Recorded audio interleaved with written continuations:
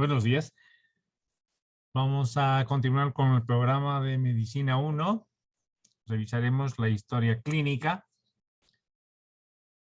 como un documento que es de vital importancia para ustedes, estudiantes de tercer año, por cuanto están cambiando de instrumentos de aprendizaje y dentro de los instrumentos de aprendizaje que utilizaban antes en laboratorios, hoy están cambiando a un modelo de enseñanza basado en la experiencia clínica, basado en el sujeto enfermo. Y por lo tanto, significa que debemos tener claro el concepto de lo que es una historia clínica. Ustedes van a poder observar que existen prácticamente diferentes conceptos. Sin embargo, todos tienen un común. Y ese común es que es la recopilación de datos obtenidos de la relación de dos personas, en este caso del médico y del paciente. A esta relación vamos a darle vital importancia porque en un principio siempre va a ser una entrevista inicial que va a tener componentes bien estructurados. Sin embargo, cuesta a veces empezar esta entrevista, porque esta entrevista que nos sirve para recoger la historia de la salud consiste en realidad en una conversación con un objetivo bien determinado, que es la obtención de signos y síntomas. Inicialmente les decía, es complicado, pero conforme vayan aprendiendo la técnica, podrán servirse de muchas de las capacidades interpersonales que se aplican en la vida diaria, pero con diferencias bien marcadas e importantes que ustedes mismos van a ir notando conforme vayan evolucionando en su experiencia para poder entablar una relación médico-paciente. Entonces, este registro de datos son referidos a la obtención de síntomas a través del interrogatorio y la obtención de signos a través del examen físico. Todos los conceptos, les decía, tienen un fondo común, que es recoger información. Ahora, esta relación y entablar la relación para obtener la información no es fácil. Tiene sus problemas porque vamos a encontrar pacientes que son muy colaboradores, pacientes, especialmente aquellos pacientes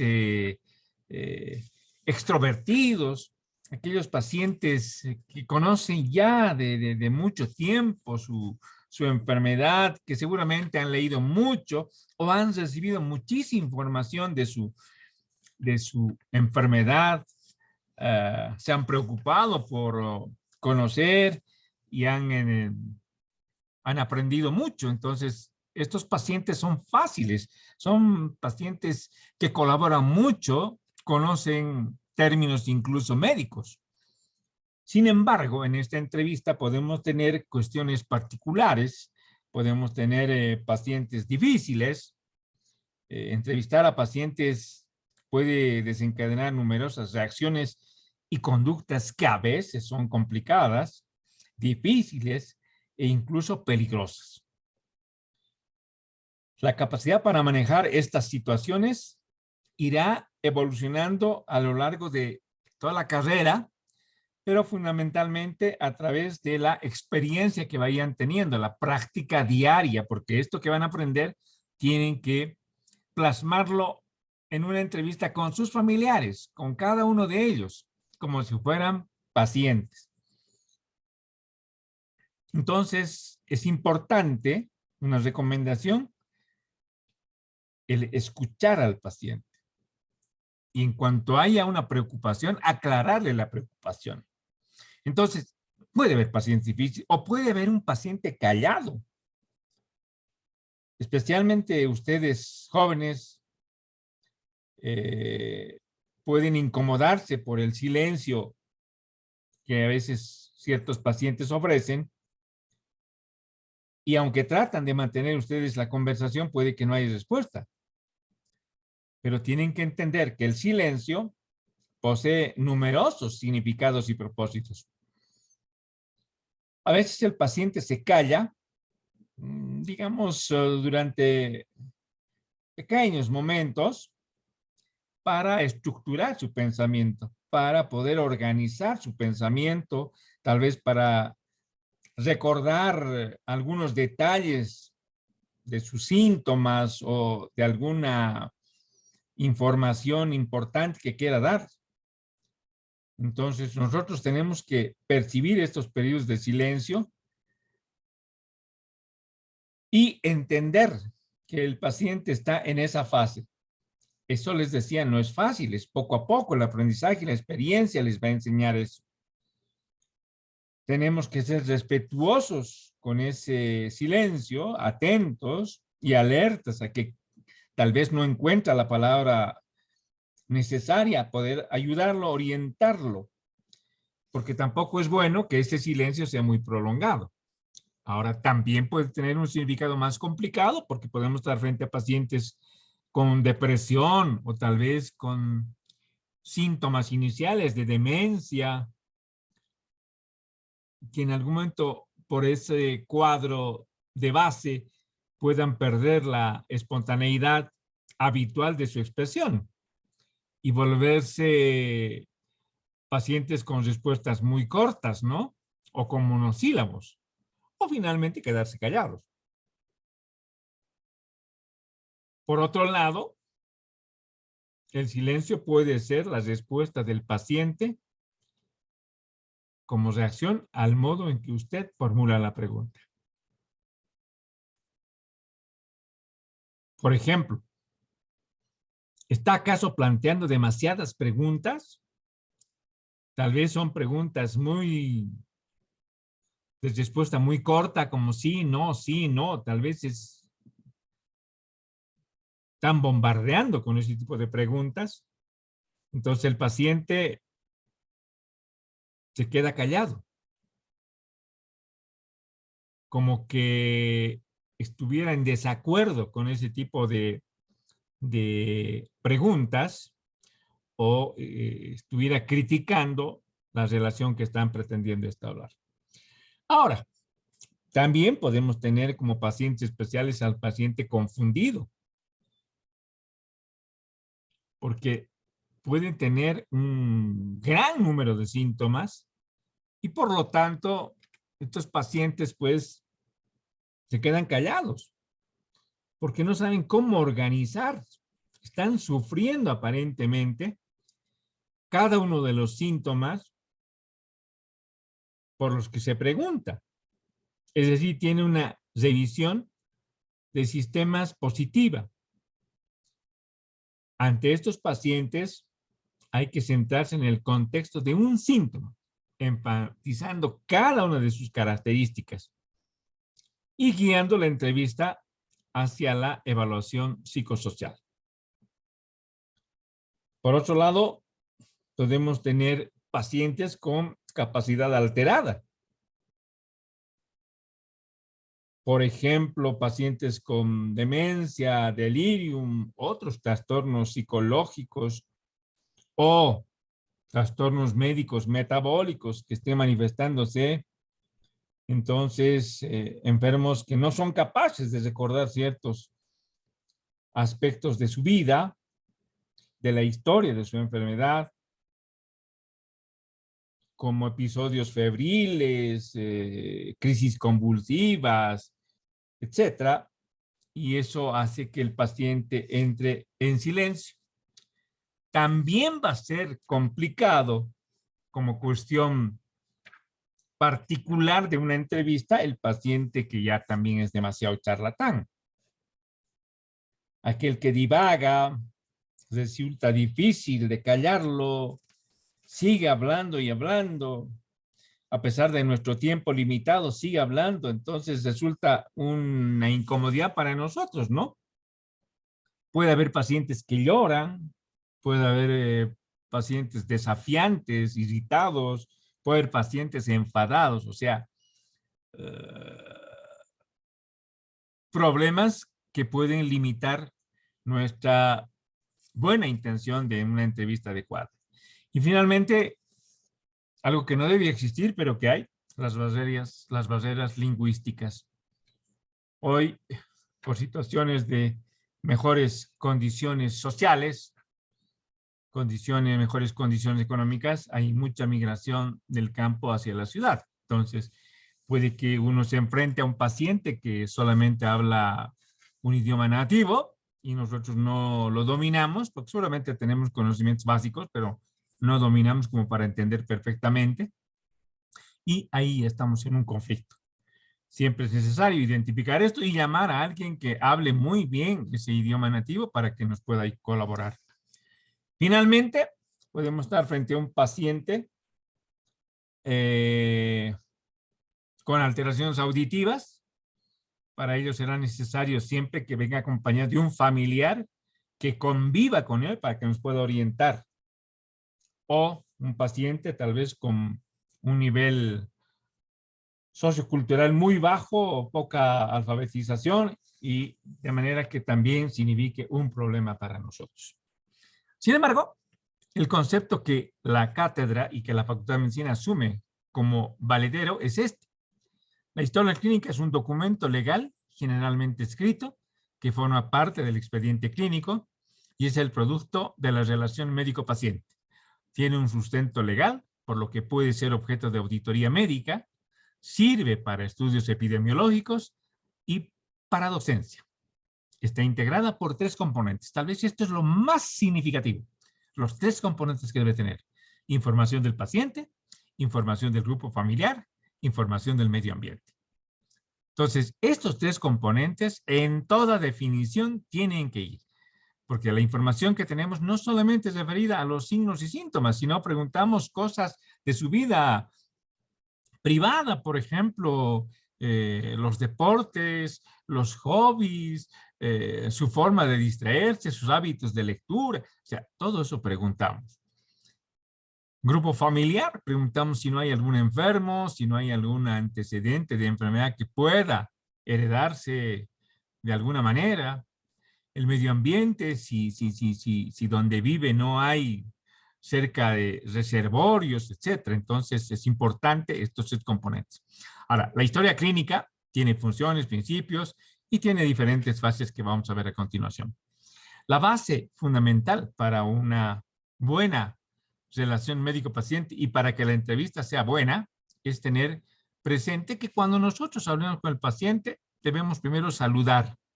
Nosotros tenemos que saludar, no esperar que nos saluden ellos, nosotros vamos a saludar.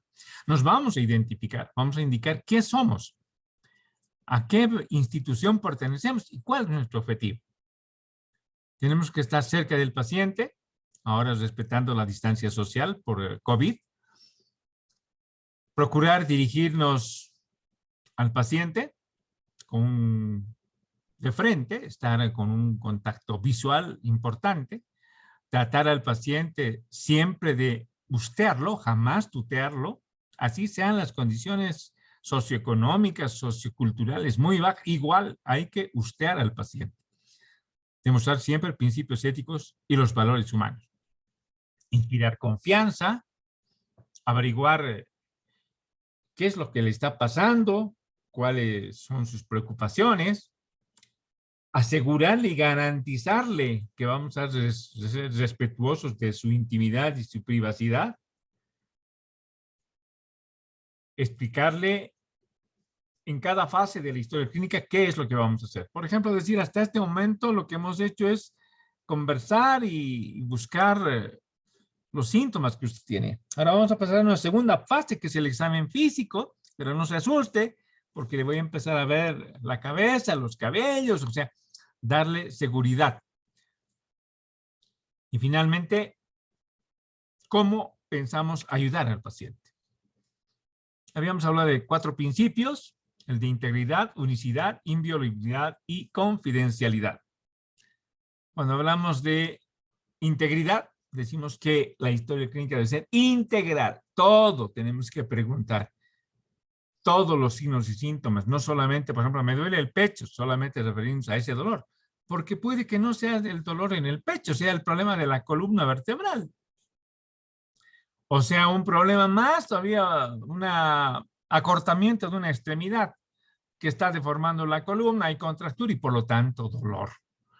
Entonces tiene que ser integral. Tiene que haber un principio de unicidad. Y el principio de unicidad significa que solamente debe haber un solo historial clínico. No puede haber varios. Uno solo, que tenga clave, que tenga código. Uno solo. Inviolabilidad y confidencialidad casi son lo mismo, porque es un documento inviolable. Nosotros los médicos y los que trabajamos en un hospital o un centro médico somos custodios de este documento. Cuando hablamos de confidencialidad, evitar que otras personas no autorizadas accedan al contenido de la historia clínica. Así sean médicos, no pueden hacerlo. La norma exige que haya un consentimiento del paciente para que otro profesional pueda conocer la información. Dentro de los valores humanos, es importante recordar, primero, obviamente, el concepto. ¿Qué son los valores humanos? ¿No? Y los valores humanos tenemos que entenderlo nosotros como un conjunto de principios que cada uno de nosotros debe tener, porque de esta forma vamos a poder crear un ambiente adecuado de entrevista. Los valores humanos en realidad son los aspectos positivos que nos permiten convivir con otras personas de un modo justo, si quieren, con el fin de lograr un beneficio global de la sociedad. No los comprendemos como un rasgo únicamente individual, sino todo lo contrario. Un valor humano resulta tan útil y beneficioso para nosotros como para el resto. O sea, no es único, es para todos. Entre todos tiene que haber estos valores. En otras palabras, son los aspectos de nuestra educación que consideramos buenos y honestos para nosotros y para los que nos rodean. Y dentro de estos valores hay muchísimos, pero ahí tenemos el respeto, la sinceridad, la empatía, el optimismo también puede ser, la cortesía, la responsabilidad, la honestidad, solidaridad y todos estos.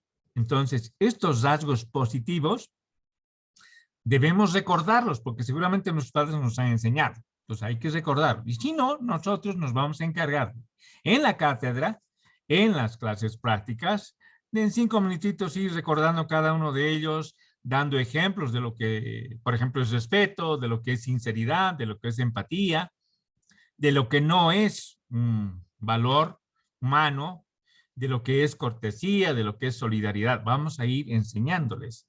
Pero esto ustedes tienen que saberlo, porque ya les digo, son aspectos positivos que hemos aprendido para poder convivir con nuestros semejantes. ¿Quiénes son nuestros semejantes inicialmente? Nuestra propia familia. Para llevarnos bien con nuestra familia, para llevarnos bien con la sociedad, para llevar bien con nuestros amigos, compañeros de estudio, etc. Y en este caso, estos valores humanos los traslocamos para poder llevarnos bien con el paciente, entenderlo. La historia clínica tiene cualidades como la concreción, que significa que hay que ser concreto y puntual. No hay que darle muchas vueltas. Hay que ser concreto, puntual, para poder obtener una información que nos sea de mucha utilidad, sin depreciar algunos aspectos que nos parecen negativos. Por ejemplo, uno viene y dice que le duele el tórax. Entonces nosotros tenemos que pensar que el dolor del tórax puede ser un síntoma muy subjetivo, un síntoma muy poco importante, casi banal, o puede ser un síntoma muy peligroso. Entonces, de acuerdo a las características que tenga, tendremos que determinar puntualmente cómo es el dolor para saber si realmente es importante o es una cosa esporádica que va a pasar. Es la concreción. La comunicación no verbal es aquella donde nosotros estamos atentos a sus gestos, a sus movimientos, a la expresión facial, incluso para ver si lo que nos está diciendo el enfermo es verdad. Por ejemplo, un paciente que nos diga que le duele mucho el abdomen, pero cuando tú lo miras está sonriendo. Entonces, difícilmente el paciente que tiene dolor va a sonreír. Mínimamente va a adquirir más bien todo lo contrario, lo que es la facies dolorosa, que si bien es una facies difícil de describir, pero fácil de diagnosticar. Entonces tenemos que estar viendo y estando atentos, de manera que nos sirva para valorar continuamente las respuestas que el paciente nos está ofreciendo. El tiempo es importante, una cualidad. El médico y el enfermo tienen que tener tiempo. Si no tienen tiempo, mejor no hacer la historia clínica. Tenemos un tiempo, de acuerdo a la Organización Mundial de Salud, de 15 minutos por paciente y en esos 15 minutos tenemos que hacer todo. Por lo tanto, tenemos que organizarnos de manera que no estemos corriendo, no estemos omitiendo, más bien no cometamos omisiones que pueden tener consecuencias graves. Y para eso hay que prepararse. Hay que preparar el ambiente donde vamos a hacer la entrevista, generalmente un consultorio, una sala de hospital, una cama de hospital. Tendrá que ser un ambiente adecuado, con buena temperatura, con buena luz, una luz natural. Resulta importante incluso hasta la vestimenta que tiene el médico. Hay médicos que atienden con su corbata, camisa, corbata y su fonendoscopio colgado. Como grandes maestros, nos dan cuenta que hay principios que debemos tener los profesionales. Por lo tanto, tiene que haber una bata. Y eso es parte de la vestimenta del médico. Lo contrario, estamos perdiendo tiempo. Hay eminencias en nuestros hospitales. Hay personas profesionales demasiado capaces. Pero bueno, será porque se creen mucho, andan con su corbata y su fonendoscopio colgado. Eso se desmerece y borra todo absolutamente. ¿Qué errores se cometen frecuentemente? Un desorden. No sabemos dónde está la hoja de la historia, dónde está lo que continúa. No hay el bolígrafo, no hay en qué apoyarse. No tener contacto visual. Eso pasa generalmente con las computadoras. Estamos escribiendo en la computadora, entonces dejamos de ver al paciente, no estamos viendo con el contacto no visual. Hablamos por celular, interrumpimos nuestra relación, ya ves, por cosas superfluas. Tenemos un lenguaje técnico, no damos explicaciones, no respondemos a ciertas preocupaciones del paciente. A veces somos hostiles, queremos forzar a que, o inducir a que nos responda algo. Entonces son errores que no debemos cometer si queremos tener un diagnóstico lo más acertado posible. Hay técnicas de ayuda al paciente. Y dentro de ellas tenemos las de apoyo, ayudar al paciente a que inicie, continúe o amplíe su exposición. Entonces, para eso debemos escuchar activamente, hacer manifestaciones verbales y no verbales, ser un espejo inteligente del paciente, repetir frases, hacer resúmenes, respetar, ya habíamos dicho, los silencios que pueden ser funcionales, bajar la reactividad de sus expresiones, procurar realizar pocas interrupciones. Hay las técnicas de aclaración para que el paciente pueda ampliar un poco más, que especifique lo que nos está queriendo comentar. Revisión en voz alta de lo que nos ha dicho para que el paciente diga, no, no, usted dice tos, yo nunca he tenido tos. Entonces, nos importa mucho eso para decir que lo que nos está diciendo es verdad. El grado de credibilidad va a ser muy alto. Las preguntas inductivas, el sondeo, resumir lo elaborado hasta ese momento. Entonces, usted tiene calambres, le duele la rodilla y además está claudicando. Ya estamos resumiendo. A continuación, ya la sugerencia que queremos hacer. Las técnicas de ayuda de conducción, aclarar al enfermo a que continúe o se dirija en una dirección determinada. Continuación, animar mediante gestos, palabras para que siga el relato. Pueden ser temas muy importantes y que los haya cortado él disimuladamente, entonces tenemos que ver de la mejor forma, estimularle para que siga con el relato. Hacer eco, repetir palabras o frases que el paciente ha dicho para que pueda seguir hablando. Redirigir, cuando el paciente se ha ido ya mucho y nos ha empezado a contar de su vecina que ha sido la causa de su mal humor y de su dolor abdominal. Y ya está más hablando de la vecina que del problema. Entonces hay que redirigir esa entrevista, especialmente en las personas mayores. Y las transiciones siempre tienen que ser suaves, no bruscas. Es decir, bueno, hemos terminado con la interrogatorio, ahora vamos a empezar con el examen físico, que es bien bonito, vamos a escucharle, va a tomar la presión, o sea, que el paciente se sienta tranquilo. ¿Cómo vamos a empezar a elaborar una historia clínica? Nuevamente, presentarnos y presentarnos de la forma como debe ser. ¿Quiénes somos? ¿Qué vamos a hacer? Y decirle, por ejemplo, me gustaría hablar con usted sobre su enfermedad y para ver qué podemos hacer para ayudar. Es lo que tenemos que decir. No me pidieron a que haga una historia clínica. Te están obligando. No. De otra forma hay que empezar. Preguntar los datos generales, que vamos a ver enseguida cuáles son. Hablábamos hace un rato de que el paciente puede tener sus silencios que debemos respetar, pero bueno, tenemos que romper el hielo en algún momento, ¿no? Especialmente si es al principio.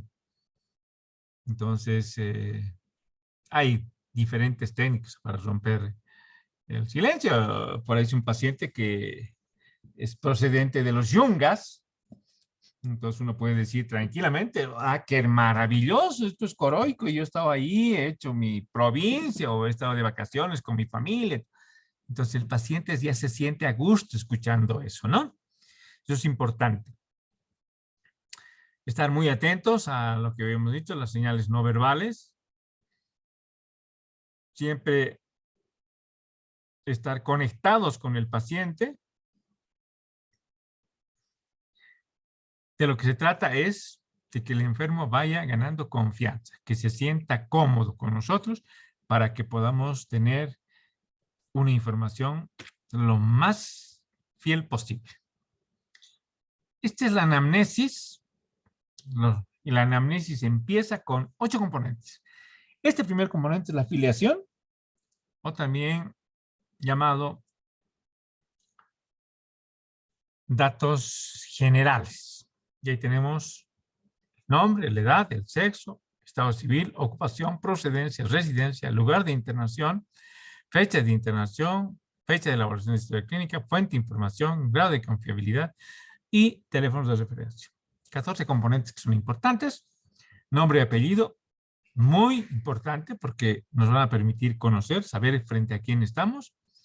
Y segundo, porque nos va a permitir humanizar el trato. Lo que vamos a hacer es, conociendo el nombre, ya no le diremos cómo está la paciente de la 20, cómo está la paciente de la 54. No, tenemos que decir cómo está la señora Mendoza de la 54, para saber cómo está evolucionando. La edad también es importante porque hay ciertas enfermedades que afectan a ciertos grupos etarios, ¿no? Por ejemplo, las artrosis son propias de los pacientes adultos mayores. Los traumas serán de los jóvenes, ¿no? Adolescentes, jóvenes. Y las infecciones, tanto infecciones respiratorias altas como las enfermedades diarreicas, serán propias de los niños, aunque pueden afectar a todas las edades, pero son los grupos etarios que más afectados están.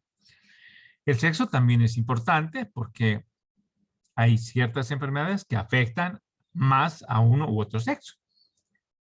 Todas las colagenopatías, por ejemplo, artritis, esclerodermia, lupus, afectan más a las mujeres que a los hombres. Ahora, la espondilitis anquilopodiética afecta más a los hombres que a las mujeres. Y bueno, hay algunas que antes eran propias de los hombres, por ejemplo, las gastritis, las úlceras gástricas, casi era propio de los hombres. Pero hoy en día no, ha cambiado mucho, ¿no? Las mujeres beben y fuman tanto como los hombres, o más tal vez, y entonces ya no, ahora las úlceras o los síndromes ulceropépticos, las gastritis agudas son frecuentes tanto en hombres como en mujeres. El estado civil no tiene importancia, salvo para enfermedades de la esfera mental, trastornos como la neurosis, la psicosis, los trastornos de ansiedad, depresión, sí, es importante el estado civil. Pero para el resto de las patologías, no. La ocupación profesión puede estar directamente relacionada con la enfermedad o no tener nada que ver. Por ejemplo, un paciente que le duela la espalda y cuando digas, ¿qué cosa eres tú? Yo soy un ayudante de un mercado y cargo bolsas. Entonces ahí está la causa, ¿no? Está haciendo mucho esfuerzo. Procedencia es residencia. Procedencia es dónde has nacido. Residencia, dónde vives. Ambos tienen importancia dependiendo de la enfermedad, si es crónica o es aguda. Si es aguda, siempre la residencia. Si es crónica, puede ser la procedencia. El lugar de internación es importante porque va a indicar en qué hospital está, en qué sala está y en qué cama está. Entonces, vamos a ubicar y saber dónde exactamente está internado el paciente. La fecha de internación y la hora de internación también es importante, así como la fecha de elaboración de la historia clínica y la hora de elaboración de la historia clínica. También son importantes. La fuente de información generalmente es el propio paciente, pero puede ser, si es un niño, puede ser una segunda persona, generalmente la mamá, o puede ser hasta una tercera persona, un desconocido, un paciente que haya sido encontrado en la calle con convulsiones, es el policía el que lo ha visto y el policía el que lo ha traído en un radiopatrullas. Entonces, esa es la fuente de información. A él tendremos que pedirle los datos, a él tenemos que pedir su teléfono para ampliar algunas informaciones que necesitamos. El grado de confiabilidad, si es el propio paciente, con todas las técnicas que les he dicho anteriormente, podemos decir si es confiable o no es confiable. Y los teléfonos de referencia. Siempre es bueno que haya 2 teléfonos de referencia para casos de ampliar la información, complicaciones, etc. Segundo componente de la anamnesis, motivo de consulta u hospitalización. Entonces, el motivo de consulta es el síntoma por el cual el paciente acude a un centro médico. Y estos síntomas deben ser descritos con el lenguaje técnico, lenguaje semiológico. Hasta la década del 2000, prácticamente se escribía los signos y síntomas con palabras textuales del paciente.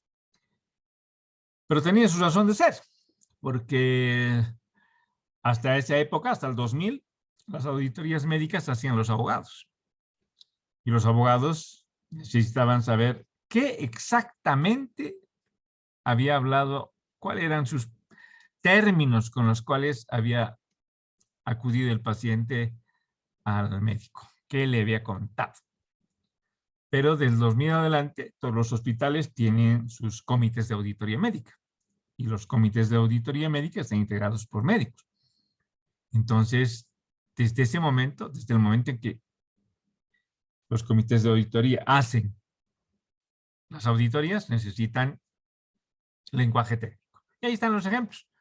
Un ejemplo, náuseas, vómitos, diarreas, escalofríos, tos, expectoración, náuseas térmicas, cefalea. Entonces, estos son los motivos de consulta. Tercer componente, historia del primer actor, que es el relato cronológico, ordenado y completo de los signos y síntomas, desde que empieza la enfermedad hasta el momento de la entrevista. Tiene tres componentes: el comienzo, evolución, estado actual. Comienzo, ¿cuándo, cómo, por qué? Ese cuándo significa desde cuándo usted está enfermo. Y ese cuándo tiene una limitación en tiempo. Decimos que hasta 3 meses, es decir, hasta 90 días, es parte de la enfermedad actual. Pero si es 4 meses, 6 meses o 1 año, ya no es enfermedad actual, es antecedente personal patológico. El cómo significa con qué síntoma.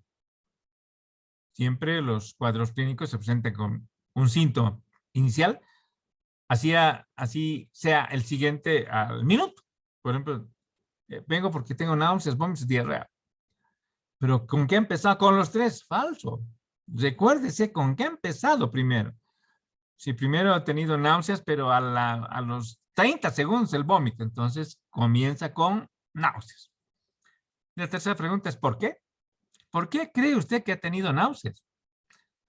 Entonces el paciente puede decirnos fácilmente por qué he sentido un mal olor o porque he visto algo y por eso he tenido náuseas.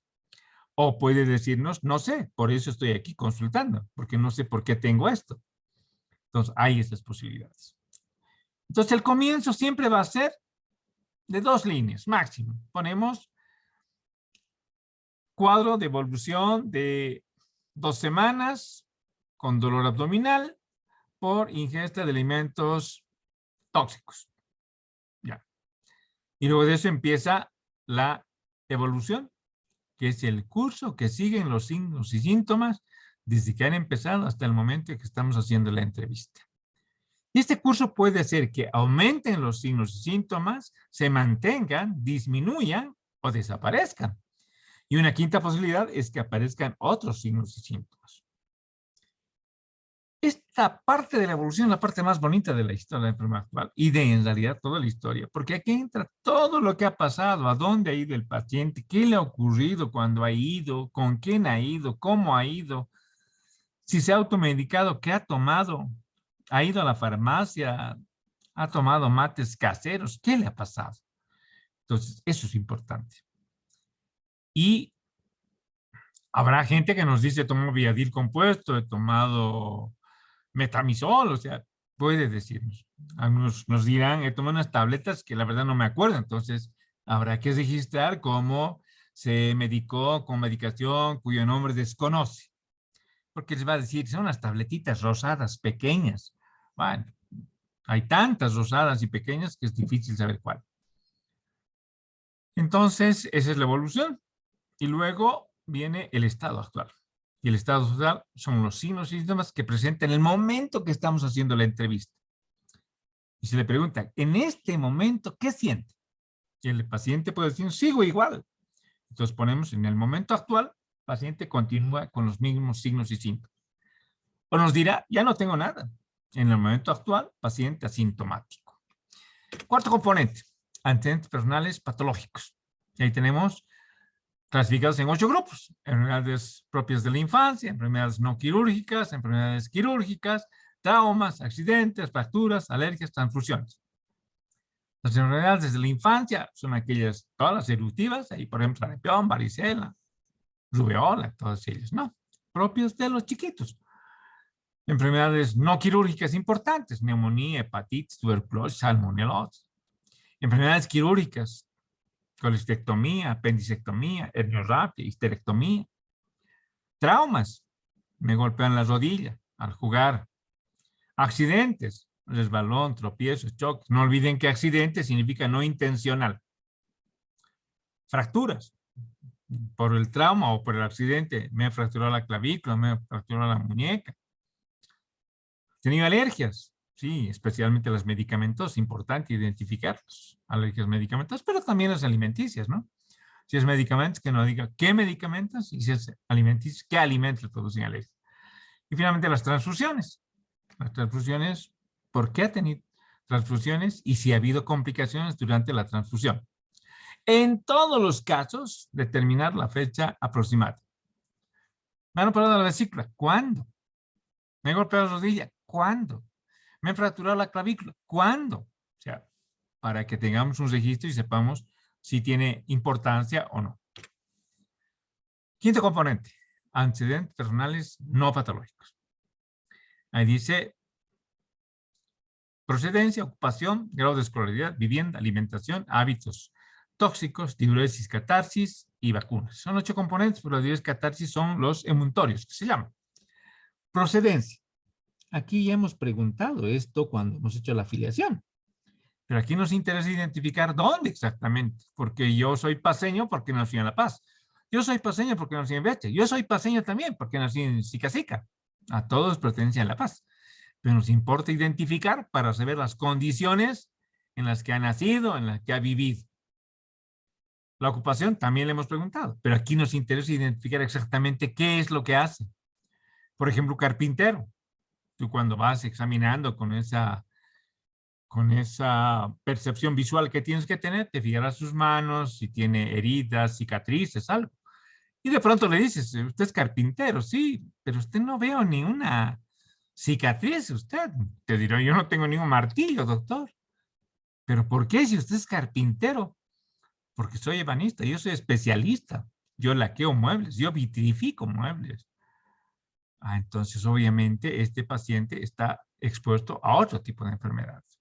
Porque cuando preguntamos ocupación, antecedentes personales no patológicos, estamos viendo a qué está expuesto. Un médico que puede ser visitador médico. Tal vez no ha encontrado trabajo como médico, la mayoría de los médicos son una profesión que lamentablemente no tiene un crecimiento vegetativo de parte de las autoridades sanitarias y por lo tanto puede que no haya, esté trabajando de visitador médico. Por lo tanto, sabremos a qué está expuesto. Pero la escolaridad es importante, si es de primaria, secundaria, bachiller, si es profesional. Pregunta difícil porque a veces dicen, sí, soy bachiller y no terminó ni la primaria, ¿no? O dicen, soy licenciado y no tiene ni el título. La vivienda nos interesa 3 cosas, agua potable, luz eléctrica, alcantarillado, que es saneamiento ambiental, pero que los use, ¿no? Que es lo más importante. Alimentación, cantidad, calidad, intolerancia. Dieta variada, vegetariana, dieta rica en hidratos de carbono, dieta especial, libre de gluten, intolerancias como la leche que me produce diarrea, entonces intolerancia a la lactosa. La cantidad difícil de preguntar, pero bueno, hay que tratar de por lo menos esbozar, es decir, un plato de este tamaño, un plato más pequeño, qué cantidad, etcétera. Cuando hablamos de los hábitos, el tabaco, alcohol y sustancias prohibidas, digamos, la cocaína, la marihuana, son nomás pues tóxicos, ¿no? Ahora, obviamente, si fumas un cigarrito al año, no es tóxico. Si tomas 2 traguitos al año, tampoco. Pero si fumas uno diario o tomas un traguito todos los días o te pegas tus fasas cada fin de semana, seguramente es tóxico, ¿no? Y va a tener muchas consecuencias. Lo de las sustancias es incómodo preguntar porque realmente el paciente niega, a pesar de que consume, niega. Los emuntorios tenemos la diuresis habitual y actual y la catarsis intestinal habitual y actual. Entonces, la habitual, 3 al día o 4 al día. Pero puede decir, ahora estoy 6. Entonces, quiere decir que ha cambiado el hábito. En cambio, en la catarsis intestinal, que es el hábito evacuatorio, no existe una norma. Muchos pacientes son 1 vez al día, otros 2 al día, otro 1 cada 2 días, 1 o 2 veces a la semana, 1 vez cada 15 días. Son hábitos que de las personas, ¿no? Las mujercitas casi todas son estreñidas, ¿no? Pero son porque alteran su hábito evacuatorio, ¿no? Debido a que la mamá, desde que son niñas, les dice, no vas a entrar a ningún baño.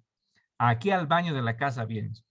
Entonces, eso es que se aguanten y en su momento, bueno, alteren ya el peristaltismo intestinal. Y en cuanto a las vacunas, ahí están todas las vacunas. Algo que he puesto, pero que seguramente no lo he grabado, es COVID. Ahora hay que poner COVID-19, primera, segunda, tercera dosis de refuerzo, que es importante, pero todas estas son también importantes. Ahí están los antecedentes no patológicos. Pasamos al sexto componente, que son los antecedentes familiares. Tomar en cuenta siempre que tiene que haber una predisposición familiar en primera línea, en primer grado. Abuelos, padres, hermanos, hijos. Ni siquiera cónyuge y pareja. Porque la pareja puede ser con litiasis, puede ser obesa, y tú no tienes por qué ser obeso. Entonces ahí están los abuelos, los padres, hermanos y los hijos. Y buscar siempre si hay hipertensión, si hay litiasis, si hay diabetes, si hay obesidad. El cáncer está con signos de interrogación porque no hay estudios basados en la evidencia que determinen que realmente el cáncer puede predisponer en la familia, ¿no? Y el COMBE, que es un indicador epidemiológico de tuberculosis. Entonces, si en la familia hay un COMBE de, qué sé yo, 3 cruces, el riesgo de que tengamos tuberculosis es alto. Una cruz no tanto, 2 cruces tampoco, pero 3 cruces sí es muy alto. Esos son los antecedentes familiares. Si tenemos el séptimo componente, que son los antecedentes ginecobstétricos. Ahí tenemos la menarca, que es el primer ciclo menstrual, 12 años, 13 años, hasta los 18 años.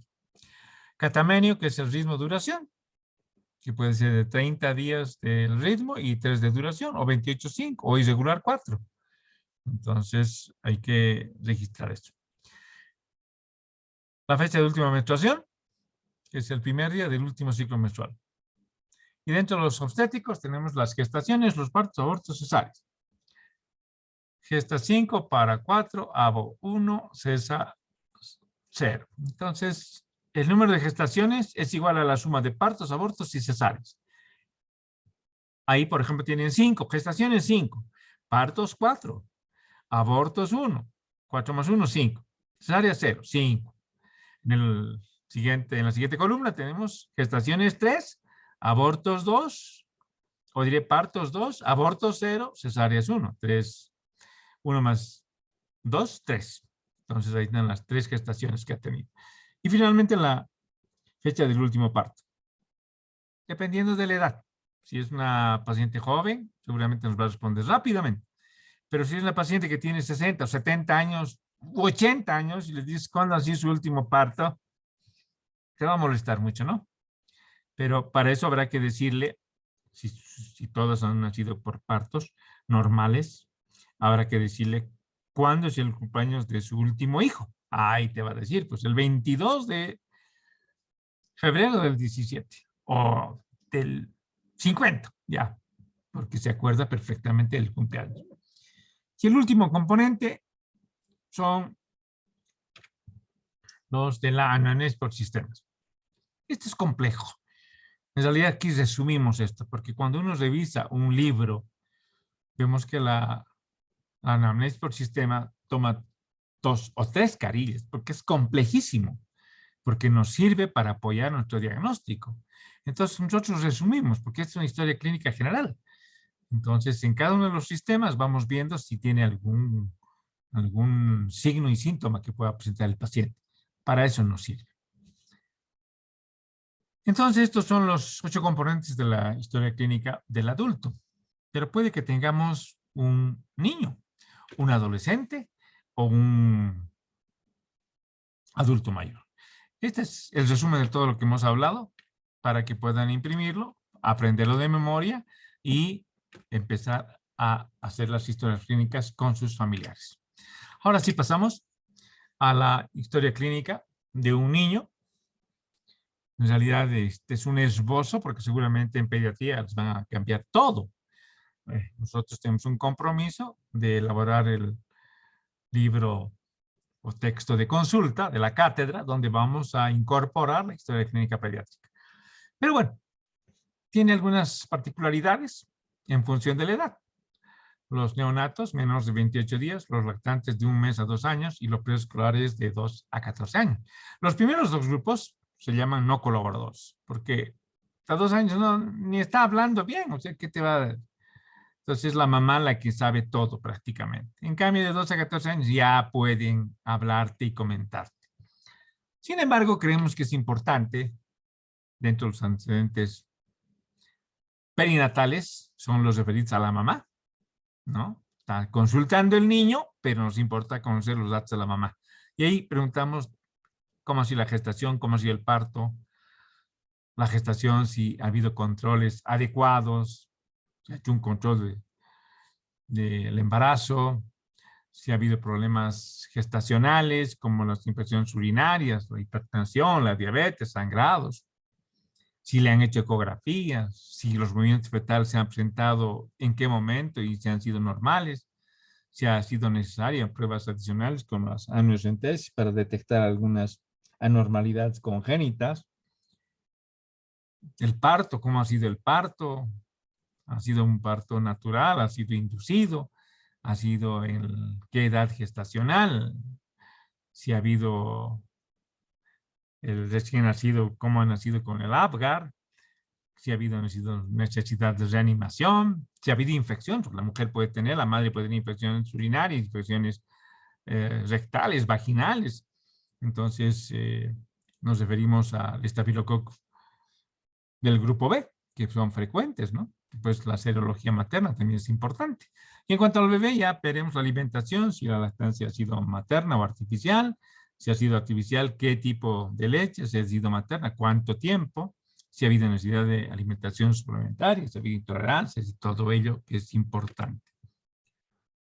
También será importante ver si hay alergias, si estados en la vacunación, cómo está su tarjeta de vacunas, si es del programa del PAI o si finalmente su pediatra particular le vacuna, igual tienen que tener su carnet de vacunas, los antecedentes patológicos, si ha estado internado por alguna cosa en una clínica, en un hospital, si ha sido operado, si ha tenido alguna enfermedad complicada, si ha sido necesario el seguimiento de otros especialistas, si ha habido tóxicos y si recibe un tratamiento actual y por qué motivos recibe.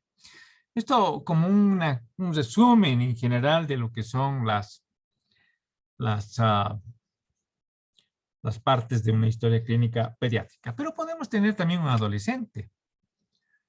Y si leemos lo que es adolescente, dice, es una etapa de la segunda década de la vida que se caracteriza por los rápidos y múltiples cambios en los aspectos físicos, psicológicos, social y espiritual.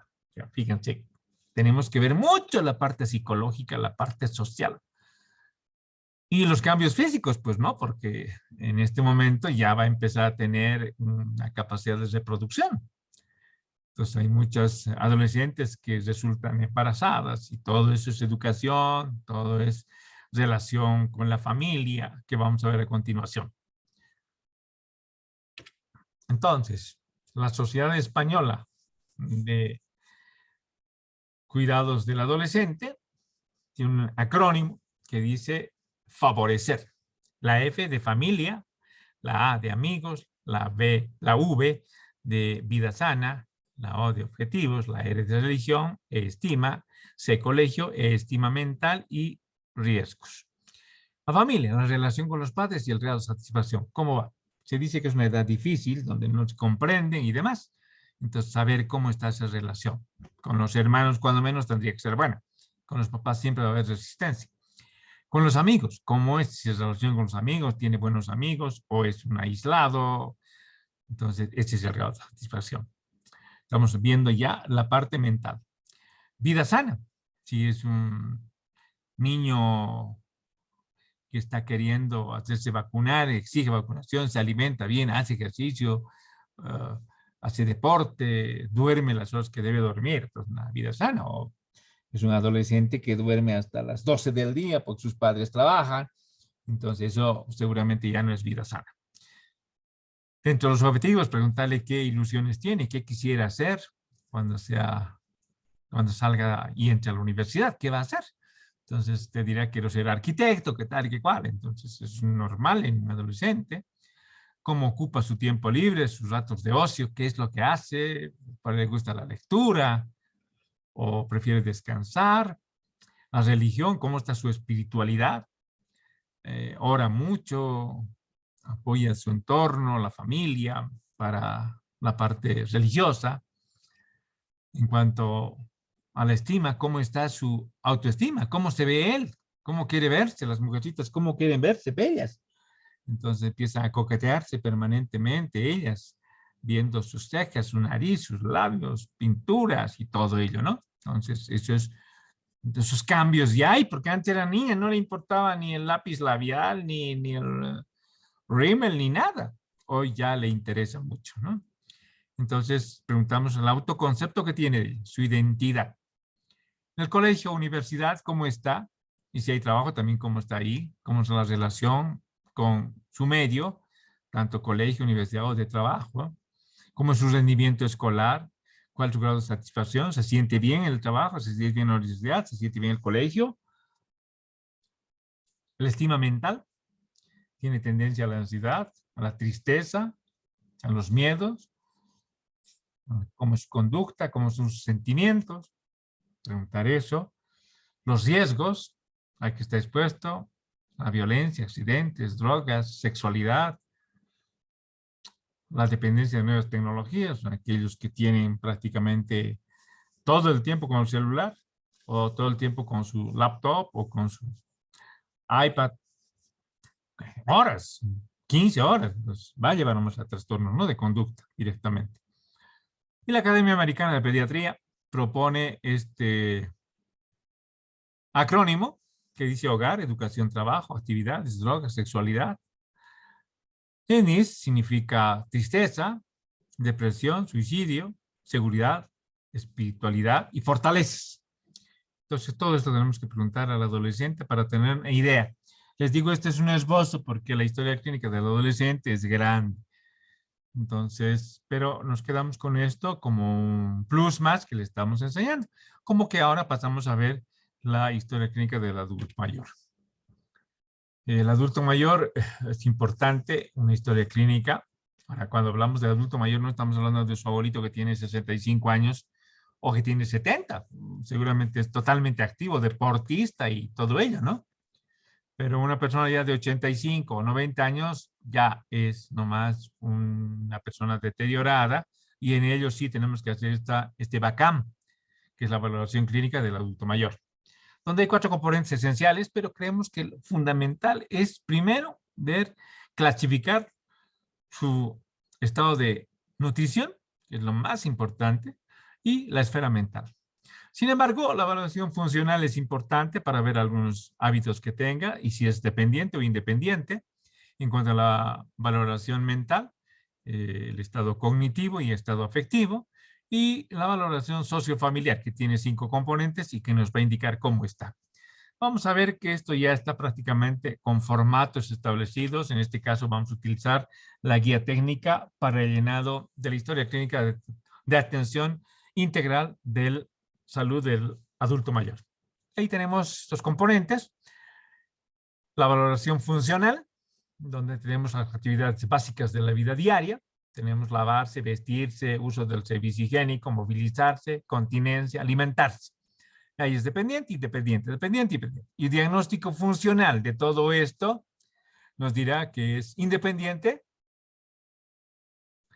si ningún ítem es positivo de dependencia, ¿no? O sea, todo es independiente, entonces es independiente. Pues. Dependiente parcial, cuando 1 a 5 ítems positivos de dependencia. Y si son 6, quiere decir que ya es dependiente total. La valoración mental, tenemos el estado cognitivo, y dentro del estado cognitivo preguntamos esto: ¿cuál es la fecha de hoy? ¿Qué día de la semana? ¿En qué lugar estamos? ¿Cuál es su número de teléfono? ¿Cuál es su dirección completa? Y nos tiene que ir respondiendo, ¿no? Entonces ahí vamos a tener un deterioro cognitivo leve, moderado, severo, en función del puntaje que lo tienen en esta parte, ¿no? Aquí tienen. No hay deterioro si es menor de 2 y deterioro leve de 3 a 4, moderado de 5 a 7 y severo de 8 a 10. Entonces ya vamos a tener la valoración si hay deterioro cognitivo o no hay deterioro cognitivo. En cuanto a el estado afectivo, lo mismo. Está satisfecho con la vida, se siente impotente, indefenso, tiene problemas de memoria, siente desgano, se siente imposibilitado respecto a actividades, intereses, y ahí tienen que decir sí, no, sí, no, sí, no. Colocar una X si quieren ustedes. Entonces, ahí también tenemos la valoración, ¿no? Con manifestaciones depresivas, 2 o más marcas. Si en 2 dice, ya hay que pensar. Si tiene una, entonces sin manifestaciones depresivas. Y finalmente tenemos la valoración sociofamiliar, que les había indicado que tiene 5 componentes: situación familiar, situación económica, vivienda, relaciones sociales, apoyo de red social. La situación familiar, entonces vive con la familia, sin conflicto familiar, vive con la familia, presenta algún grado de dependencia física o psíquica, vive con cónyuge de similar edad, vive solo o tiene hijos con vivienda próxima, vive solo, carece de hijos o viven lejos, interior del país, extranjero. Entonces, todos tenemos que calificar de 1 a 5, ¿cuál? Y en cada uno de estos, ¿no? En la situación económica lo mismo, en la vivienda lo mismo, relaciones. Hacen todas estas preguntas y le ponemos un puntaje. Entonces, la evaluación va a ser buena, aceptable, si es que tiene de 5 a 9 puntos. Si tiene de 10 a 14 puntos, existe riesgo social. Y si es más de 15, existe un problema social. Entonces, aquí ya tiene que intervenir prácticamente trabajo social, psicología y todo para orientar a la familia, para que también se pongan en lugar del paciente, ¿no? Y para que puedan apoyarlo, para que se recupere y tenga un grado aceptable de situación social, que es lo importante. Entonces, esto ya está prácticamente en camino de trabajarlo en el texto de consulta que vamos a realizar este año. Existen muchos formatos de historia clínica, ahí están algunos ejemplos. En nuestro medio, a veces en los hospitales públicos te dan una hoja en blanco y tú tienes que acordarte todo lo que te acabamos de enseñar. Ahí está el de la historia clínica del Departamento de Medicina Interna, donde lo importante de esto es que termina con resumen de problemas, activos e inactivos, que es lo que nos orienta hacia un diagnóstico y un seguimiento de los casos. Ahí tienen la lista de problemas y podemos poner ahí los diagnósticos, ¿no? Por ejemplo, hipertensión arterial, diabetes, ansiedad, puede ser, desnutrición y demás. Y vamos a ver si está inactivo y nos va a seguir. Aquí tenemos otro de la Católica de Valparaíso, donde también ya está formateado y donde solamente es llenar. También en las historias clínicas que ya son prácticamente electrónicas, donde simplemente hay que marcar con un puntito, ¿no? Y nunca olviden, por favor, que una buena historia clínica tiene más valor para el diagnóstico que cualquier examen de la más alta tecnología de que se disponga. Es decir, que si nosotros hacemos una buena historia clínica, elaboramos una buena historia clínica, el diagnóstico va a ser casi certero. Y la tecnología que tengamos va a ser solamente para corroborar lo que hemos planteado. Y tampoco olviden jamás, lo que no está escrito en la historia clínica no está hecho. Cuando uno tiene problemas y le hacen una auditoría, no hay la posibilidad de decir, si le he dicho al paciente, entonces aquí no está escrito, señor. Por lo tanto, no sirve. Y son datos que pueden perjudicarte. Bueno, ha sido un gusto. Espero que les haya gustado la clase y ya nos estaremos encontrando pronto nuevamente. Un gusto y buenos días.